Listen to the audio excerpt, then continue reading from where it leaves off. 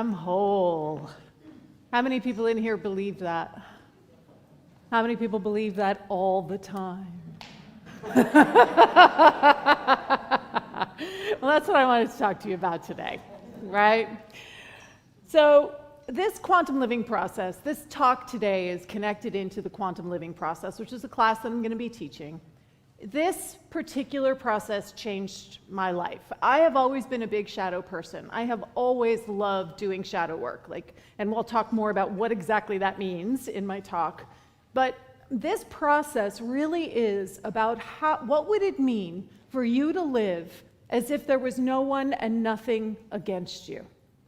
And really just taking that in for a moment. What would it mean if you were so anchored in the I am holy that it never felt as if there was something that was literally against you? What if we could actually move through the world that way? Now, I have spent a long time in this teaching, and I love this teaching, and it has transformed my life. And there are most of my day, thanks to my practice and thanks to all the skills that I have cultivated, I'm able to stay pretty even-keeled most of the time. But when I'm not even-keeled, it is literally like a lightning bolt that comes and just disrupts everything in my world. So I may be going along looking like this, right? Woohoo! And then 2 seconds later, I look like that.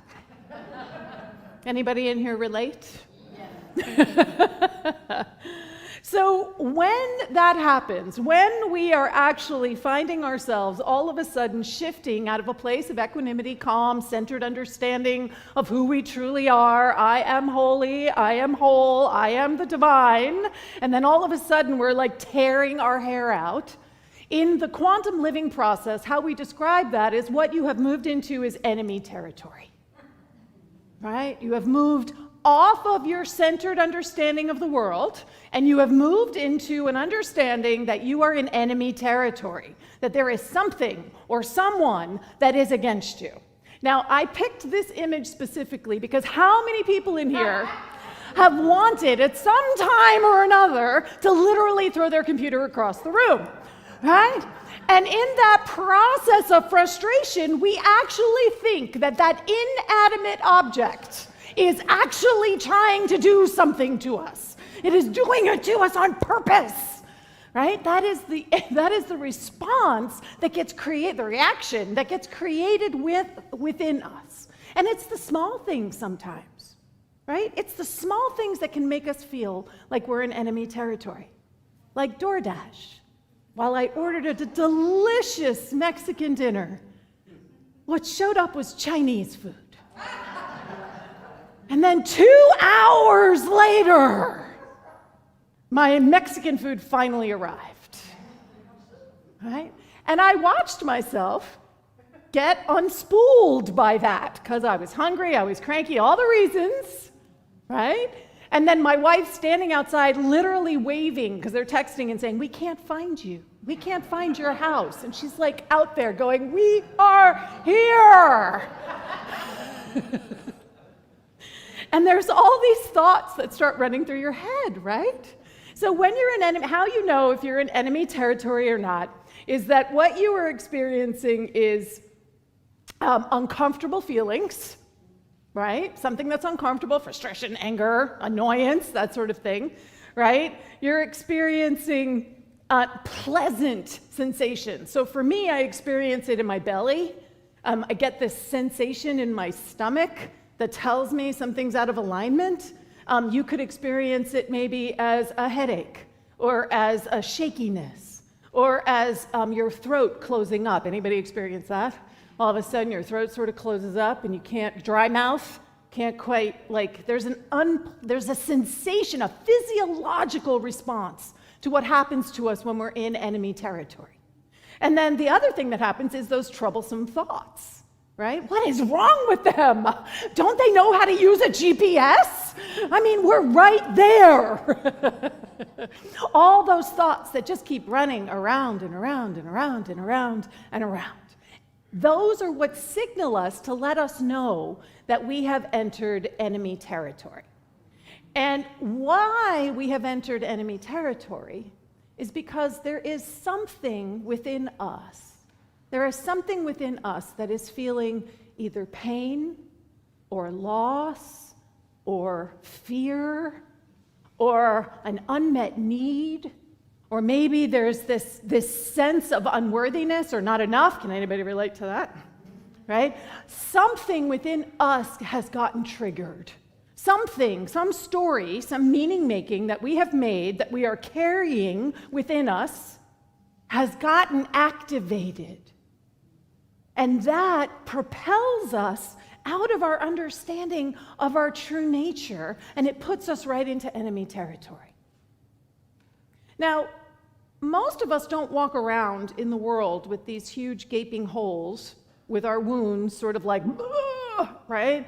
We have all developed strategies and coping mechanisms that we use so that we can navigate what's coming up, the aggravations of the world. So we have our wounding, we have whatever's going on, the story that we have about ourselves, and in that experience we have created what Debbie Ford describes it this way in her Dark Side of the Light Chasers, which is a fabulous book about shadow if you haven't read it yet. She describes it as that we create this container for our wound. And she makes the analogy that it looks like an electric wall socket. So it's contained, not everything is going to touch it, but all it takes is that one right circumstance, that one right person, and they just plug right in.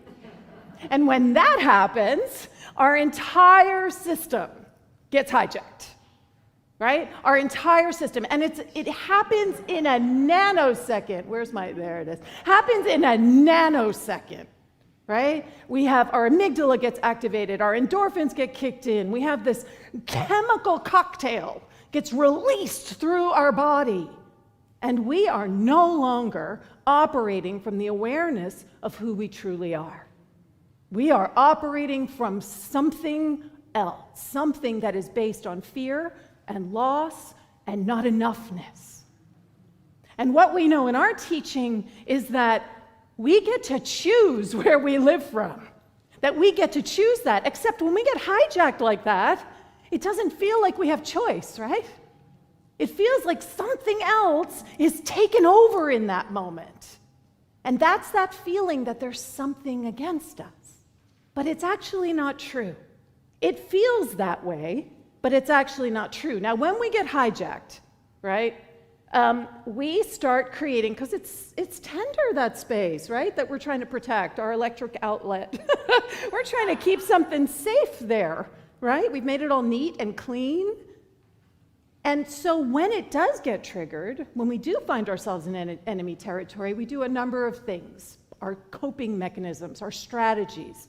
Now, we might blame somebody. Well, why did she just have to do that? Right then, in that moment. Why did she have to do it right then in that moment? Why does this PowerPoint have to keep going on and off right now in the middle of my talk? Right? Somebody didn't do their job, or somebody should have. Right? We all know that story. Right? Anger, we get angry about it. We start judging. Right? Well, if somebody had actually been responsible, they're not actually taking care of the things that they're supposed to be taking care of. I mean, I know how things are supposed to be taken care of, and they are not doing the things that need to be done. It's that if everybody listened to me, the world would work fabulously and wonderfully.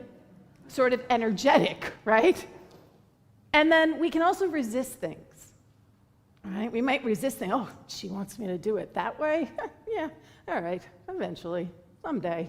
Maybe. I like the way I do it. The way I do it has been working just fine. So we just resist something that is potentially going to be triggering us. Then we might withdraw.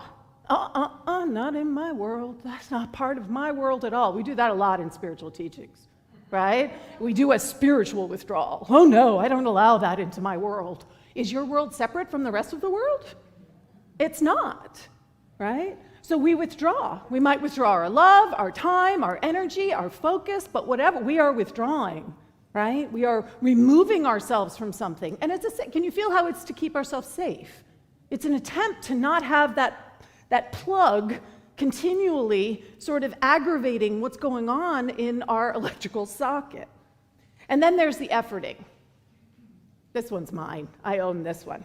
If I just send one more email, one more email, and I'm going to lay it out so clearly that no matter how stupid they're being, they will be able to understand what I am trying to tell them. And I'm hearing, I know that the laughter is recognition, right? The laughter is recognition. And all of it is to justify ourselves. Right? All of it is to justify our position, to justify that we're right, to justify that we don't need to change or grow or shift or anything, to justify that we have got it all figured out. Yeah.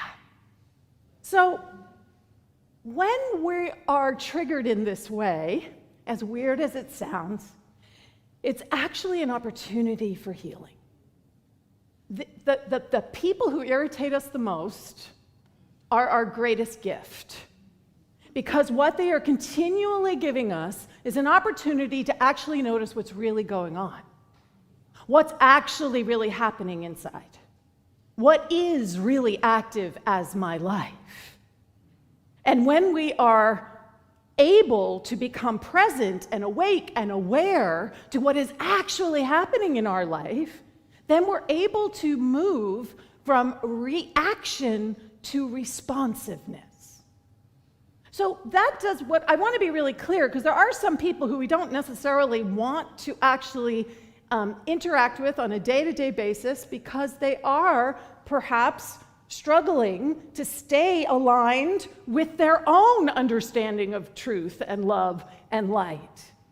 But withdrawing because we're in pain or we're afraid is very different than from a place of compassion and love saying, I am not going to engage in this energetic with you anymore. One is a response, the other is a reaction. Can you feel the difference? And part of the healing process that we are continually being invited into is to notice when we're reactive. To actually notice when we are being annoyed or irritated or afraid or unsure or insecure, because in that space, that is where we get to actually discover what it is that is seeking to be healed. Because I believe, and Unity believes, that the divinity that you are is always seeking for a greater expression of itself. Always, not sometimes, not occasionally. It's always seeking a greater expression of itself. So everything is your divinity seeking a greater expression of itself. Even that, especially that person irritating and annoying you so much. That's your own inner divinity, your I am saying, pay attention. This is asking to be healed. So Jung has this quote, which I love, and I think it sums up so beautifully.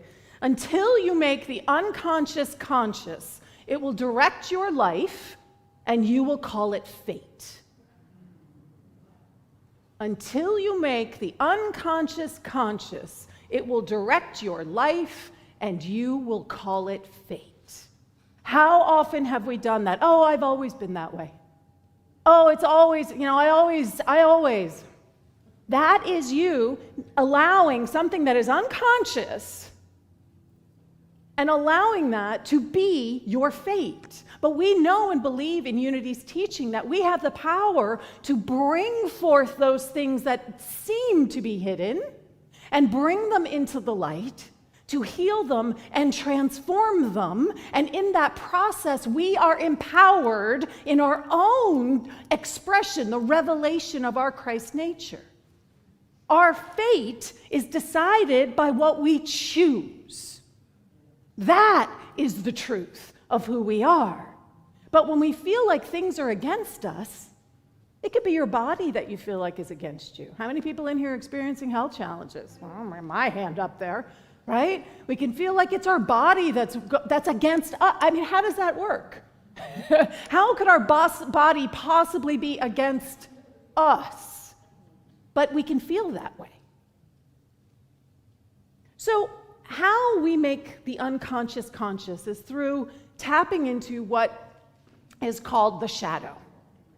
Now, there's so many definitions out there, and I know I got a crowd here that's into personal and interpersonal psychology and all of that. I know you guys are all over this, so I'm going to say just very quickly that for the purposes, there's so many ways we can define shadow. For the purposes of the spiritual interpersonal psychology, the interpersonal spirituality that we're stepping into, we are going to define shadow as that which you disown about yourself. The parts of yourself that you disown about yourself. The things that you have decided are not good enough or not right? The things that make you feel embarrassed. The things that make you feel uncomfortable. The parts of ourselves that we really struggle to be able to embrace and accept and say yes to. And they could have been taught to us by our family dynamic. If you grew up in a family of artists, perhaps you learned that thinking logically and rationally was not a good thing, right? The other way around, if you grew up in a family of lawyers right, you learned that logic and rationality was the only way to live in the world. So they're not the things that we have disowned about ourselves because we think that they're bad are just something that we decided was bad. It's not that they're actually bad, it's just we made that decision. So it could be, that I'm incompetent. That's a hard one to sit with, right? That could be a shadow piece, that I'm incompetent, that I'm stupid, I'm bossy, right? I've heard that one, right? I'm bossy. What are the parts of yourself that make you uncomfortable that you have put off into the corner? That you have said, no, I am not that. And we all have them. We all have the aspects of ourselves that we have decided are not who we want to be. So think of it like beach balls in the water, right? Everything that we're trying not to be, we're trying to shove it down. I don't want to be this. We're trying to shove it under the water, right? And the more that we're trying to shove things under the water, we're turning ourselves inside out, upside down, trying to keep those aspects of ourselves hidden. Can anybody in here relate to this? Yeah. And in the process, it doesn't really work, does it? Because you've tried that. You know what happens with water trying to keep those beach balls down? What happens? All of a sudden, one of them goes right in your face, right? It just comes bounding up out of the water. Now, who in here has experienced that? That you have gone from 0 to 100 in like a nanosecond, right? Somebody says something to you. For me, it's those automated voicemail systems. When you try to call customer service, and they try, press 1, agent. Press 1, agent. Press 1. I want to talk to a person. And I go from like this to like this in a heartbeat, right? And that's one of those beach balls, just. Now, if we have enough self-awareness and if we've been doing the work, we can look at that and say, whoa, what was that? But we don't always have the capacity to know that it's something that is ours, right? Because we're too busy blaming and being angry and justifying, right? All those things. Right? And so our own shadow is one of the hardest things for us to see. Hardest thing for us to see. It makes us so uncomfortable that what we do with those things that we don't want to be is we actually project them out of ourselves and onto the world. That's what we do with the things that we don't want to be. We project them out there. So if I'm struggling with my bossiness, guess what I'm going to experience in my life? Bossy people. Like everywhere I turn, I'm going to be experiencing bossy people. And it's because I haven't accepted that aspect of myself in some way. So there's this quote which is we see things as they are. We see things not as they are, but as we are. And take a look at the cartoon there, right? We see things as we are. No matter how hard we try, we cannot get ourselves out of the picture. No matter how hard we try, there is something that is blocking us from being able to actually see. Can we just welcome that? Can we make peace with that? Can we understand that we cannot have a 360-degree view of ourselves all by ourselves? Because no matter which way I turn, when I'm trying to catch my shadow, it's always going to stay just out of reach.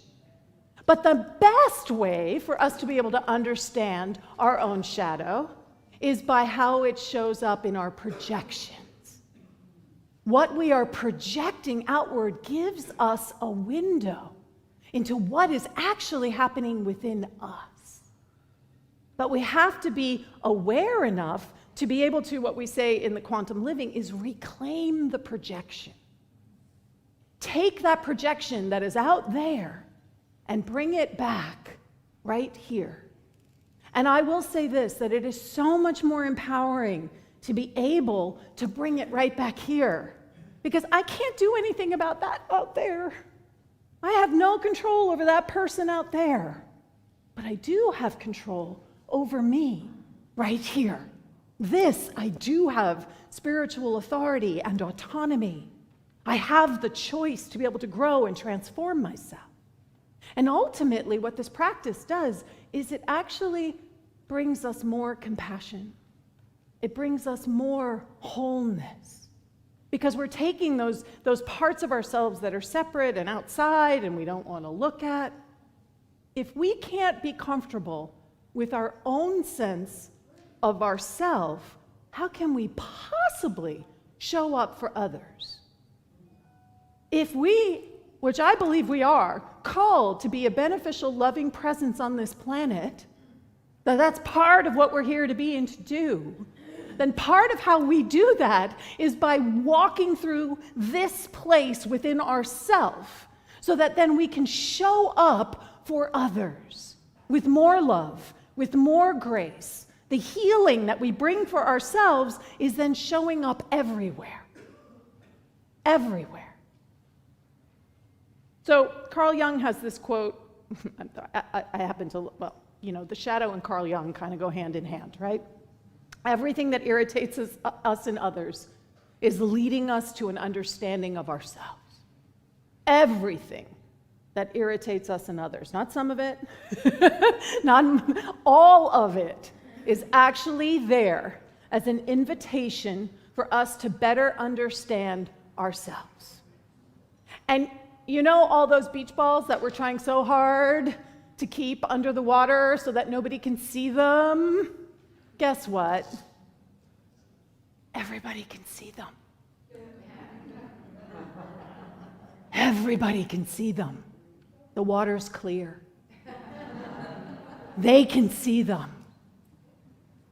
You don't have a 360 view of you, but everyone else does.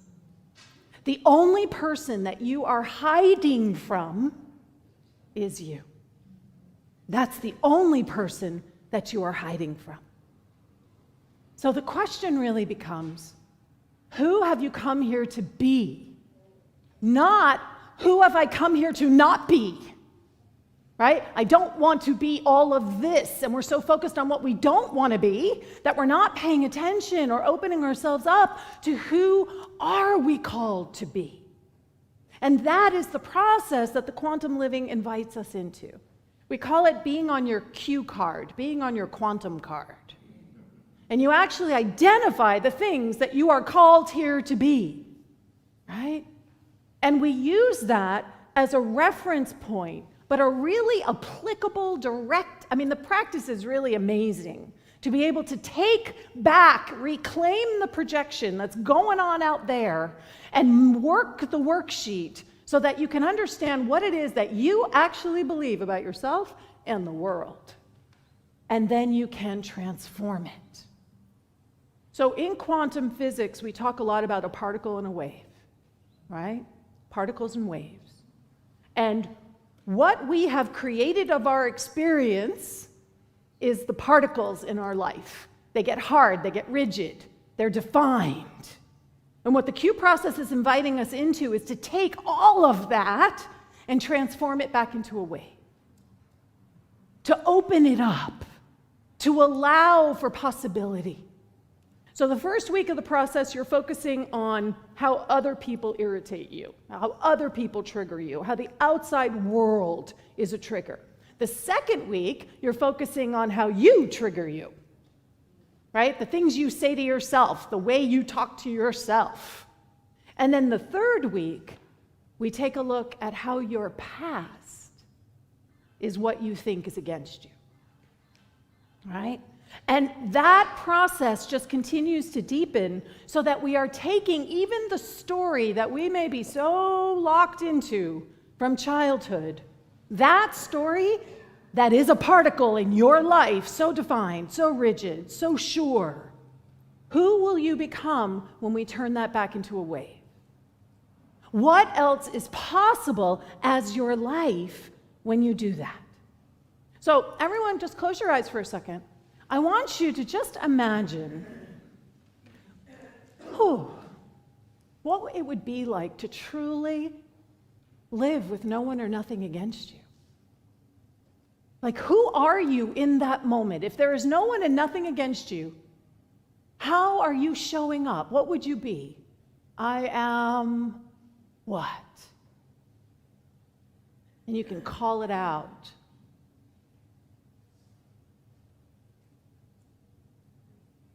Free.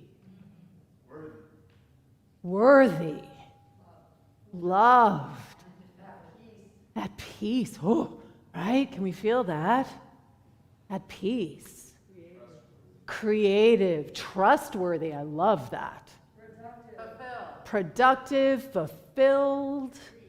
Free. Yeah. I'm going to, come on, open your eyes again. I am going to say to you that I have never experienced a more freeing process than this process. Doing shadow work in general, and this particular process in particular, because what you are literally doing is taking those hard spaces in your understanding, and you are allowing them to shift and become something else, so that in this moment, you can be something else that is available to you, that is accessible to you. It's incredibly powerful work. The whole idea is that the world is yours, right? Everything is available to you, not just the things that you think are available to you. So who would you be if you truly believed?